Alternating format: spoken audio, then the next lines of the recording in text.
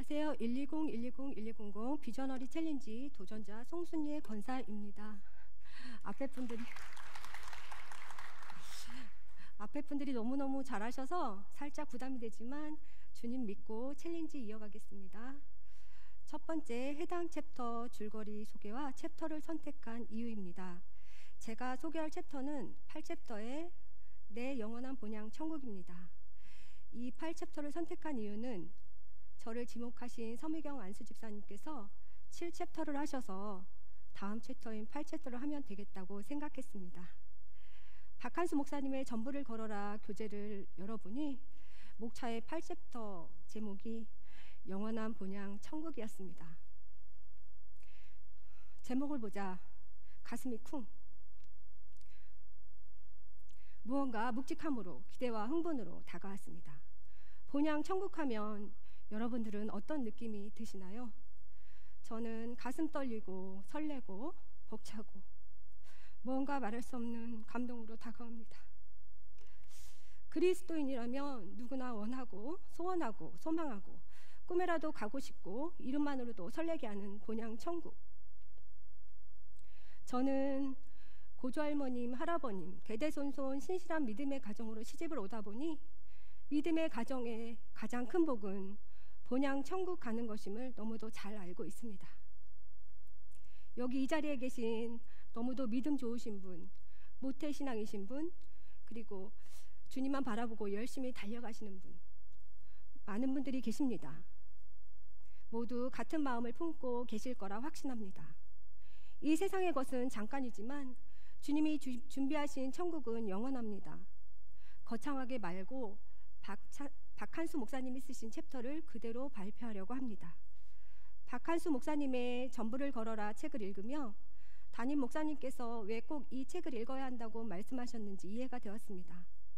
본서는 5파트 14챕터로 되어 있고 챕터마다 놓칠 수 없는 주옥 같은 말들을 쏟아내고 있어 챕터마다 감동이었습니다. 8챕터에서는 하나님의 자녀라면 누구나 원하고 소망하는 본향 천국을 이야기합니다. 그리스도인은 두 세계를 사는 사람입니다. 땅에 살 때의 전부가 아니라 하나님 나라 안에 속해 있습니다. 우리는 충성해야 할 나라가 두 곳 있습니다. 하나님 나라와 대한민국입니다. 그런데 우리가 더 충성해야 할 진짜 우리나라는 어디냐고 할 때 우리는 기꺼이 하나님 나라를 선택하는 것입니다. 내 영원한 본향 천국은 천국에 대한 신앙적 고백과 그리스도인의 궁극적인 소망을 다루고 있습니다. 이 책은 성도가 이 땅에서의 삶을 어떻게 살아야 할지에 대해 깊이 고민하면서 궁극적으로는 천국을 향한 소망과 그 준비에 대한 메시지를 전달합니다. 박한수 목사님은 이 책을 통해 천국의 실제와 그리스도인의 삶의 목적을 명확히 하고 하나님의 관계 속에서 영원한 본향인 천국을 바라보며 살아가야 함을 강조합니다. 또한 천국에 대한 기대와 그 소망이 삶의 동기와 힘이 될 수 있도록 격려하는 내용을 담고 있습니다. 특히 전부를 걸어라 라는 제목에서 알 수 있듯이 하나님께 전적으로 자신을 맡기고 믿음을 갖고 살아가는 삶의 중요성을 강조합니다. 두 번째, 가장 감동적인 부분 소개입니다. 우리의 최종 목표는 천국에 가는 것입니다. 우리가 최종 목표를 분명히 하지 않으면 인생이 망가질 수밖에 없습니다. 사도 바울의 최종 목표도 하나님 앞에 가는 것입니다. 우리에게도 하나님 나라가 제일 중요한 나라입니다. 그래서 주님은 이렇게 단호히 말씀하셨습니다. 누구든지 자기 목숨을 구원하고자 하면 잃을 것이요 누구든지 나와 복음을 위하여 자기 목숨을 잃으면 구원하리라. 스데반이 순교하려는 순간 주님이 스데반을 맞이하기 위해 보좌에서 일어나셨습니다. 스데반은 예수님을 벌떡 일어서게 했고 참 본향으로 돌아갔습니다. 우리 역시 죽더라도 천국에 간다면 그것은 결코 불행한 일이 아닙니다. 성도의 죽음은 하나님이 보시기에 귀중한 것입니다. 천국 백성이 하나 더 늘어나기 때문입니다. 주님에게만 귀한 것이 아니라 우리에게도 영광스러운 것입니다. 천국은 바로 이 빛과 생명으로 충만한 곳입니다. 어둠이 전혀 없고 해와 달의 빛이 쓸데없고 사망의 권세가 역사하지 못하고 예수의 생명으로 호흡하는 곳입니다. 그곳이 우리가 다시 돌아갈 본향 천국입니다. 지금 우리가 사는 이 땅은 진짜 고향이 아닙니다. 우리는 저 본향에 가야 합니다. 그래서 너무 슬퍼하지도 말고 너무 좋아하지도 말고 너무 속상해하지도 말고 너무 들떠있지도 말아야 합니다. 있는 자는 없는 자처럼, 없는 자는 있는 자처럼, 강한 자는 약한 자처럼, 약한 자는 강한 자처럼 그렇게 살다가 본향에 가야 합니다. 하늘의 소망을 품고 승리하시기 바랍니다. 천국에 이르러 하나님의 품에 안기는 그날까지 이 땅에서 믿음의 경주를 하며 마지막까지 넘어지지 않고 승리하는 여러분이 되시기 바랍니다. 세 번째, 해당 부분이 감동받은 이유와 자신과 비슷한 경험 간략하게 소개하기입니다. 박한수 목사님의 내 영원한 본향 천국에서 말하는 핵심은 바로 최종 목표는 천국에 가는 것입니다. 우리의 삶은 하나님과의 관계를 깊이 하며 그분의 뜻에 따라 살아가야 하는 여정이며 이 여정의 끝은 바로 영원한 본향은 천국으로 향하는 것이라고 강조합니다. 천국은 그리스도인의 궁극적인 소망이자 목표로 그곳에서 하나님과 함께 영원히 살게 되는 것을 꿈꾸며 그 꿈을 이루기 위해 신앙을 지키며 그리스도인이 어떻게 살아야 천국을 향해 나아갈 수 있을지에 대한 신앙적 실천과 지침서가 됩니다. 여러분들은 천국과 같이 기쁘고 좋았던 순간이 언제인가요? 저는 문득 저의 어린 시절이 생각납니다. 행복한 순간이 많아서일까요? 저는 유독 어린 시절의 추억이 많이 있습니다. 저는 저의 어린 시절을 간략하게 소개한다면 저희 엄마와 아빠는 사랑이 많으셨고 포근하고 마음 따뜻한 분이셨습니다. 특히 엄마는 미소가 아름다우셨지요. 저희 어린 시절은 평범한 가정에서 자랐고 6남매의 복작복작 그 뜸에서 청국장 하나로 숟가락을 서로 담그며 평범했지만 가장 행복한 일상이었던 것 같아요. 어릴 때부터 수포를 했고 수포 한켠에 국화빵도 팔아서 학생들이 학교 후에 꼭 들르는 참새 방앗간 같은 곳이었습니다. 저는 엄마를 도와드리는 것이 좋았습니다.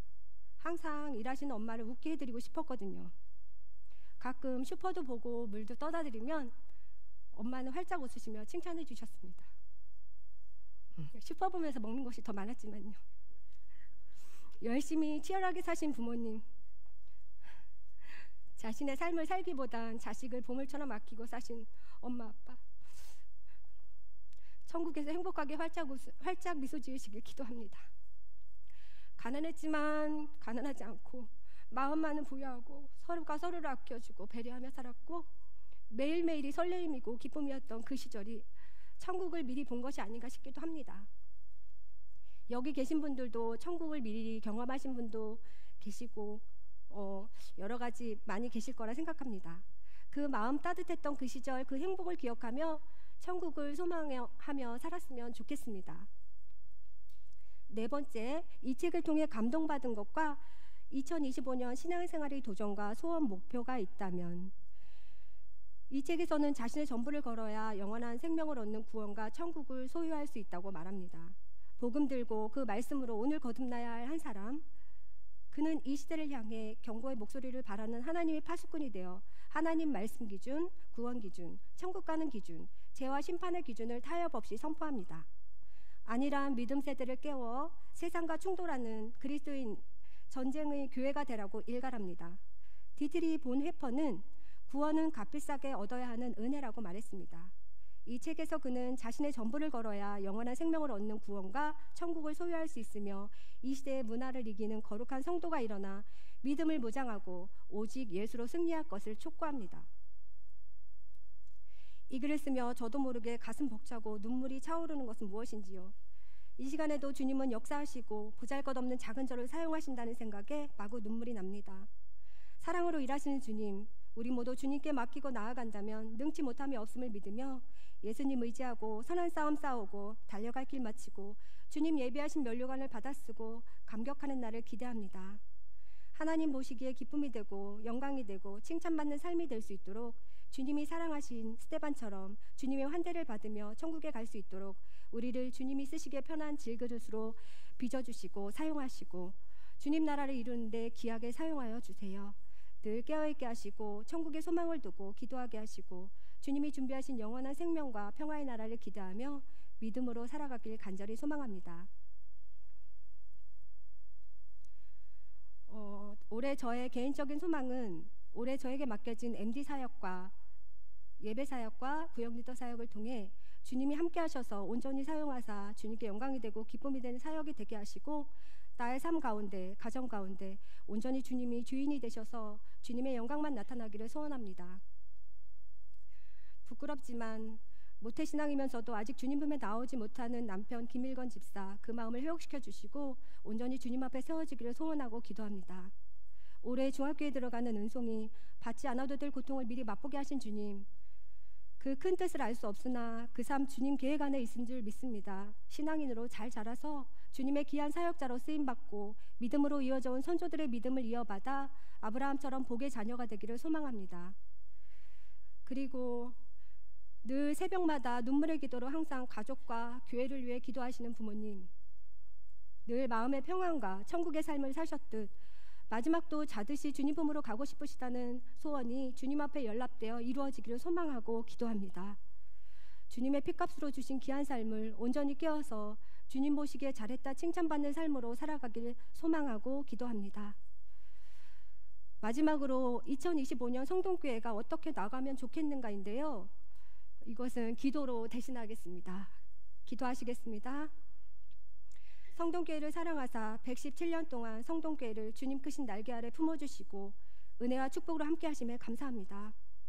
2025 성령이여 하나님의 MD가 되게 하소서라는 말씀 붙들고 성동교회 120주년을 향해 달려갈 때 주님께서 역사하사 계획하신 대로 성동교회를 사용하여 주시옵소서.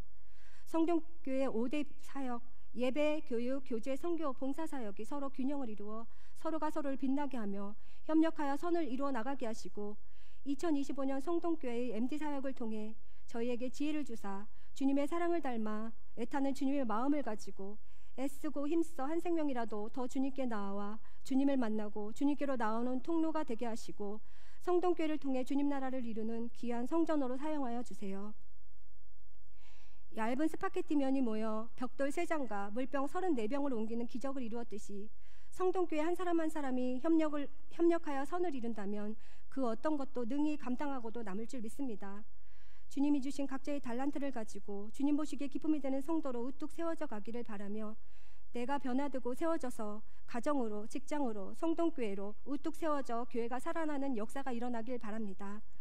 하나님께서 가장 기뻐하시는, 하나님 보시기에 가장 귀한 영혼 구원 사명을 받으신 고강희 담임 목사님, 강현정 목사님, 차충만 목사님, 김병훈 전도사님, 그 귀한 사명 위에 주님께서 더 큰 지혜와 능력을 더하사 주님 사역을 감당하기에 부족함이 없도록 차고 넘치게 채워 주시옵소서.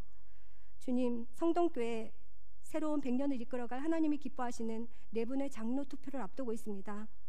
주님이 예비하신 참된 장로님을 세워주시고 세워진 장로님을 통하여 성동교회가 든든히 세워져 가고 협력하여 선을 이루는 주님 닮은 성동교회가 되게 해주세요. 주님이 사랑하는 성동교회를 주님 손에 맡기오니 주님 보시기에 칭찬받는 거룩한 교회로 세워주시옵소서. 사람을 통해 일하시는 주님, 성동교회 한 사람 한 사람 생명책에 기록하여 주시고 주님 나라를 위해 선한 싸움 싸우고 달려갈 길 마치고 주님께 기쁨이 되고 주님 품에 안기는 주님 자녀가 다 될 수 있도록 인도해 주세요. 성동교회를 통해 세상의 빛이 흘러가게 하시고 저희들 한 사람 한 사람 소금의 역할을 잘 감당하여 그리스도인의 본이 되게 하시고 성동교회를 주님의 거룩한 전으로 세워주시옵소서. 우리를 끝까지 사랑하시고 구원으로 이끄시는 우리 주 예수 그리스도 이름으로 기도합니다. 아멘. 다음 주 저를 이어 비전어리 챌린지에 함께 하실 분은 주님이 너무도 아끼고 사랑하시고 귀하게 사용하시는 예비사역 팀장이신 홍랑주 권사님입니다. 감사합니다.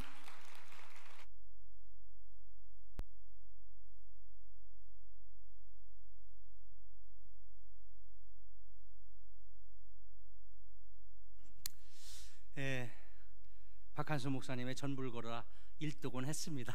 했는데 그 중에서 챕터 9에 나오는 살든지 죽든지 사명의 길 가라, 이 챕터가 마음을 때렸어요. 사실 12년 전에 제가 장로고시를 보고 목사님들 앞에서 그 면접을 볼 때 그때 목사님이 어느 목사님이 물었습니다. 장로로서의 소명감을 말해봐라. 근데 사실 그때 제가 어떻게 대답을 했는지 모르겠습니다. 벌써 10여 년 전의 일이고, 근데 이 챕터를 봤을 때 마음을 때리는 게 있어서 이거를 선택했습니다. 사명이라는 단어는 맡겨진 임무라는 뜻이죠. 저는 사명이라는 단어 대신 우리 부름받은 우리 성도들은 소명이라는 단어가 더 적합하지 않나 이런 생각을 합니다.